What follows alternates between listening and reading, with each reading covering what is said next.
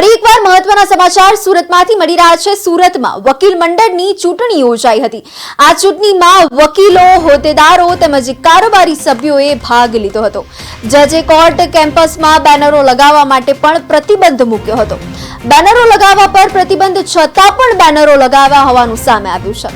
ચૂંટણીના કારણે કોર્ટ બિલ્ડિંગની ફરતે સીસીટીવીની પણ સુવિધા વધારવામાં આવી છે। સુરતમાં વકીલ મંડળની ચૂંટણી યોજાઈ હતી, જેમાં આ ચૂંટણીમાં 4000 થી વધુ 6 હોદ્દેદારો, 11 કારોબારી સભ્યોએ ભાગ લીધો હતો।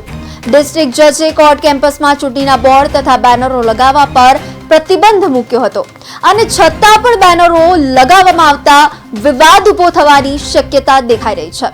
આ ચૂંટણીના તૈયારીના ભાગરૂપે કોર્ટ બિલ્ડિંગની ફરતે મુકાયેલા સીસીટીવી કેમેરાની સુવિધામાં વધારો કરવામાં આવ્યો હતો।